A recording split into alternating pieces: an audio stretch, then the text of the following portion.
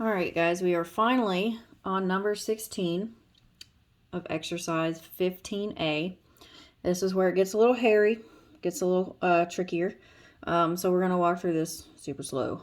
And hopefully I can explain it well enough and not thoroughly confuse you. Okay, so we're basically doing the same thing we did before, but we're walking a little bit backwards this time because we have to figure out what goes here because they don't give it to us. Okay, so again, our conclusion is here. We know we will end at C. And you can go ahead and put it in there if you want. For this first go around, I'm gonna not go ahead and put that in there because I've got some questions that can help hopefully get your brain going in the right direction here.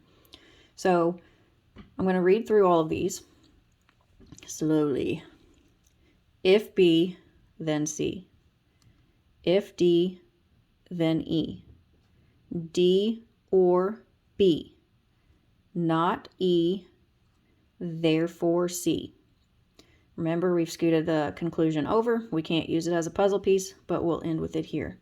Now, the first question I'm going to ask myself is, because the conclusion is C, it's an isolated C. I'm going to find the C in my other puzzle pieces. I'm going to come over here, look up until I find a C. There it is. The C is in a conditional, and it's the consequent of this conditional. Now I'm going to ask myself, can I get this isolated by itself from here? And the answer is yes, if I first isolate B. Now, I'm going to show you over here. How I know that is we can look through our rules again. And remember, this is the consequent, so it will be in a conditional the value of Q in our set of rules. So I'm looking for a rule that has a conditional as its premise and an isolated Q, because this is in the consequent, as my conclusion. So I'm going to move this. So I'm looking for a Q in conclusion. There's one. There's another one, but does it have a conditional as a premise? No. So I know it can't be that one. Okay, so I had only two options, and it was disjunctive, syllogism, and modus ponens. I know it's going to be modus ponens because it is a conditional, which is what I needed because I have that as a premise. And the Q value is the conclusion right there. So that's how I know it. I can isolate C if I first get B by itself.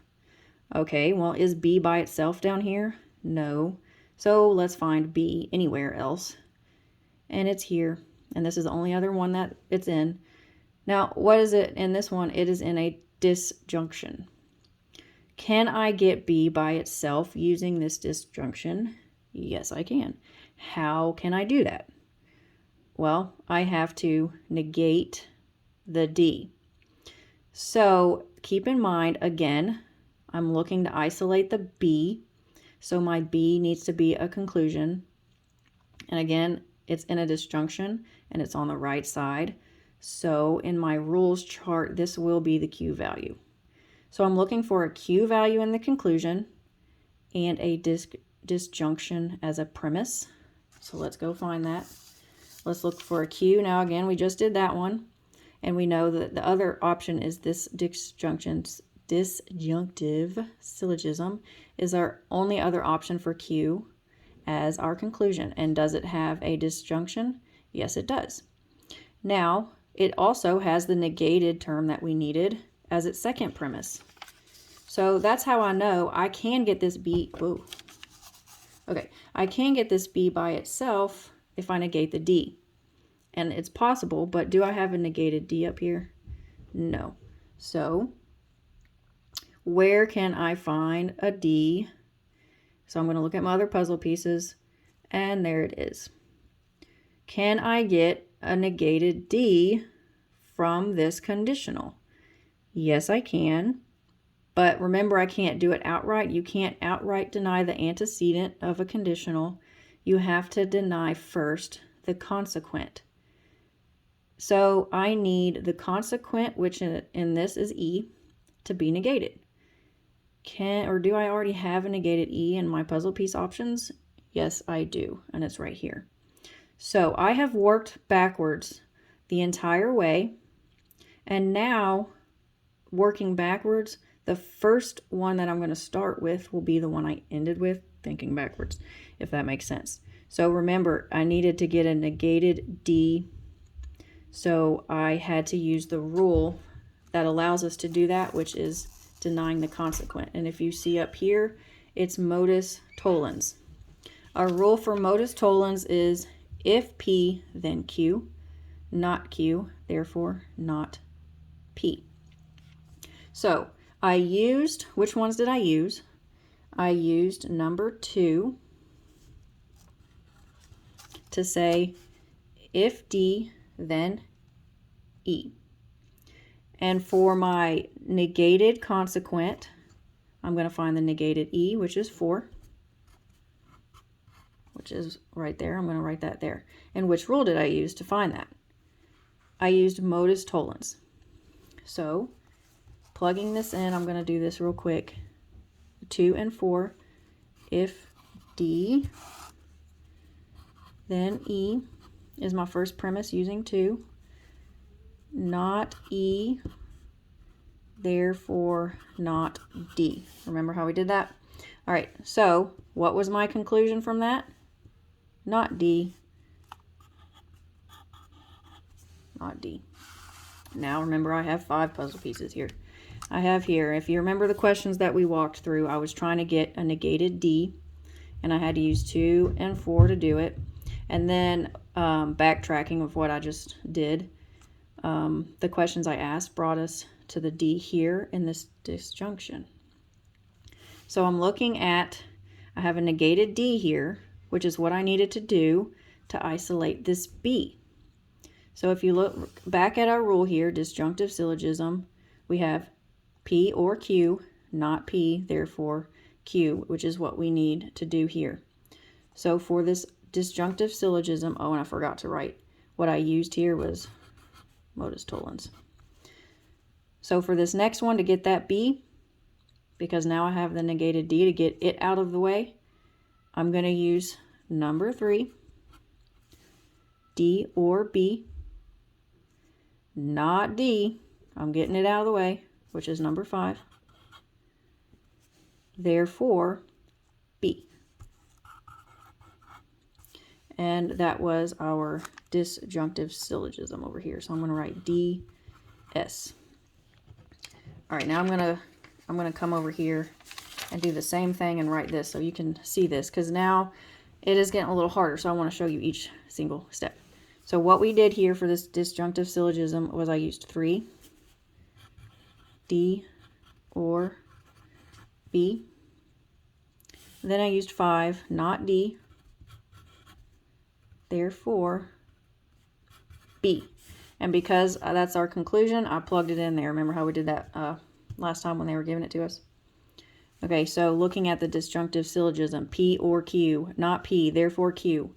D or B, not D, therefore B. So now we have the B that we needed, and looking all the way back to the beginning question that we asked, we finally have our B. So now we can finally isolate our C. And how are we going to do that? We are going to use modus ponens. And we already know we're going to use number 1. And we are looking for the B, which we have here. We have in number 6, and it's going to be modus ponens. Just to show you how this works, let me write it over here. Okay, so number 1 is our first premise. If B, then C. Well, that looks weird. That's a weird horseshoe there. Okay, first premise. B, therefore C. Does it match our modus ponens? If P, then Q. P, therefore Q. We have first affirm the antecedent, then we can affirm the consequent. This is our final piece there. Ta-da. All right. So, and that is how you work backwards to work forwards. Now, I am going to show you that that works and I'm going to show you how we can do this a little bit differently as well. I'm going to rewrite this. If B, then C.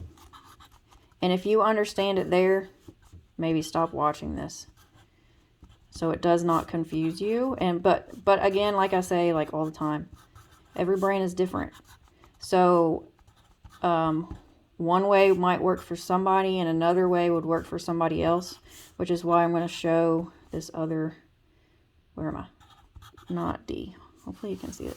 One thing about doing these videos, it's hard to make sure. I'm trying to watch my paper and see if it's clear. Ugh, what did I just do? Nope, don't need to write that part yet. Okay. So I'm going to ask you these same questions and fill it in as we go and see if this helps you too. So I'm going to ask, we're at our conclusion. Where's our conclusion? It's up here. It's in a conditional. It is our consequent. Can we isolate C from here? Yes, we can. How? We have to isolate that B. First things first, though, I'm going to put this C. I know I'm going to end at C, and it already tells me, it gives me three times to get there. So I'm going to put the C here. And then I'm going to come up here and say, can I isolate this C? Yes, I can. But first, I have to affirm the B as the antecedent. Do I have a B by itself? No. So I know my next piece is going to have to be a B. Now, what did I use to isolate the C from the isolated B was the modus tollens. Okay. So then I know that I have to get an isolated B. I know that's one of my steps, so I'm going to go ahead and put it here, and I'm working backwards. Okay, so do I have an isolated B? Well, I had to put it there. So in order to get that, I'm going to look down here to see where my B is again. Here it is. All right, it's in a disjunction. Now, can I get the B by itself from a disjunction? Yes, I can, if I get a negated D. Do I have a negated D by itself already over here? No. So I know I'm going to have to get a negated D. And what did I use to do that? And that's where I would look over here and be like, okay, kind of like what we did up here. I said, I need a negated p-value in a disjunction. So where is that? I have a disjunction with my end goal being this Q value. So I'm going to find the Q as a conclusion. And it's this disjunctive syllogism here. So I know that's going to be a disjunctive syllogism to be used with that. Okay, now if you notice, wow, I've already filled in all my blanks. So how did I get this negated D? Remember how we did our train of thought here. I said, yeah, I can get a negated D, or I need a negated D, but I don't have one already. So what did I have to do? I had to find another D. Where's another D in my puzzle pieces? There it is. Can I get a negated D from a conditional? Yes, I can, but I first have to negate the consequent E. Okay, do I have a negated E? Oh, there it is. Now, what did I use to get that? I used the modus tollens to get that. Now, I've already got the puzzle pieces, and if you notice, they match up here with what we did, and I already have this. So then all I'd have to do is go back and fill in, kind of like what we did in number 4, where they gave us this, and we had to see what rule to use and which puzzle piece to use. When we've done we even have the rule and the conclusion there, so it makes it pretty easy to come back. If I have a negated D, what puzzle piece, and I know it's modus tollens, what puzzle pieces did I use? I know I did number 2. And what else did I use? Oh, I had a negated E4. And then you just go and backfill it. So, okay, now I'm on this one. I have a conclusion of a B, and it's a disjunctive syllogism. So I'm going to come over here, find my disjunctive syllogism, and it starts with a premise of a disjunction. Sorry, I can't speak. What puzzle piece is that? Number 3. See how it's matching what we did up here? Okay, then what was the next one that I used? Not B. Oh, sorry, not D. Sorry, I got distracted. All right, not D, which is 5. My word. All right, matching. Okay, now I come over here. I have a conclusion of C, and I use modus tollens. Modus tollens is up here. I have a conclusion. Wait, not modus tollens. Silly goose. It's supposed to be modus ponens. All right, over here. Sorry if that thoroughly confused you because that was the very first one. You know, this happens in class all the time. My mouth and my hands and my brain, they do different things. I apologize for that. Okay. So we have the C as the conclusion, which is our P, or sorry, our consequent up here. And remember, we used number 1. If B, then C. B, number 6, therefore C. So as you can see, we asked our questions. We asked our questions to get ultimately to what we were going to start with. And then we kind of had to remember and backtrack what we did. Or you can kind of come down here and ask yourself the same questions, but instead of starting here and working down and remembering the steps that you took, you can actually put yourself here and ask yourself the same questions. I did not ask ourselves any different questions. I just wrote differently at a different time. Ask yourself the same questions and work this way up. And there you go. So there's your 2 different options of how to do it. That is number 16, 15A. Hopefully this helps you guys and I did not thoroughly confuse you, and I apologize if I did. And that is it.